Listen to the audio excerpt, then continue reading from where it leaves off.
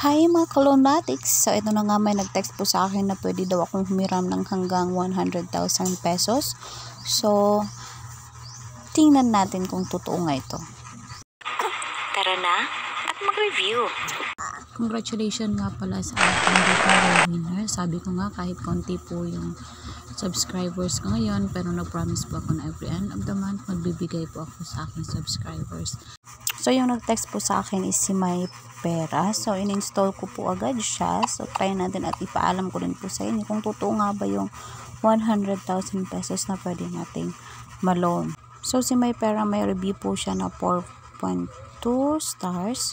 So hindi ako nakontento doon, pumunta ako doon sa 1 stars kasi tinignan ko yung mga comment nila doon. So ayun na nga, may mga negative po talaga kasi nga 1 star lang yung tinignan ko, diba?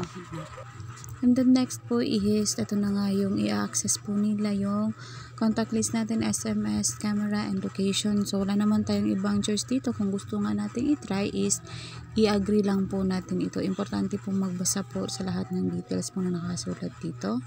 And then i-allow lang po natin na record and videos sila.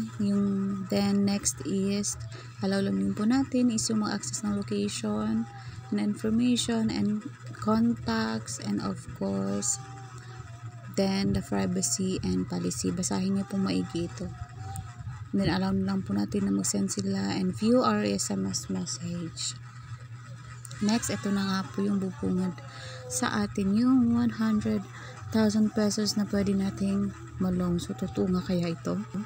And then borrow immediately. Then of course yung contact number natin, siguraduhin lamang pong active kasi nga magsasend sila ng one-time PIN or OTP po sa cellphone natin para makalagin po tayo dito. So next is yung personal information natin. So kailangan nyo lang po pilapan yung mga information na mga hinihingi po nila. So next is yung syempre yung job information natin, income. Then next is yung emergency contacts. 5 person po yung hinihingi nila dito. So medyo marami po. So save lang po natin. So next is identity verification. So dito magsasubmit po tayo ng ating valid ID. So nandito na po yung mga list of valid ID po na kailangan po nila. So the moment of truth, surprise! So yung 100,000 po na in-offer at tinext po nila mismo sa contact number po is 600 pesos lang po talaga yung pwede natin makuha. So doon po sa 600 is babawasan pa po nila yun na interest na 6 pesos, service fee 96, and management fee is 120. So yung matatanggap nyo na lang po sa 600 pesos na niloan nyo is 396. Then babayaran nyo po yun within 7 days ng 618 pesos. So depende po sa inyo yun kung ipagpatuloy nyo po ang pag-apply dito.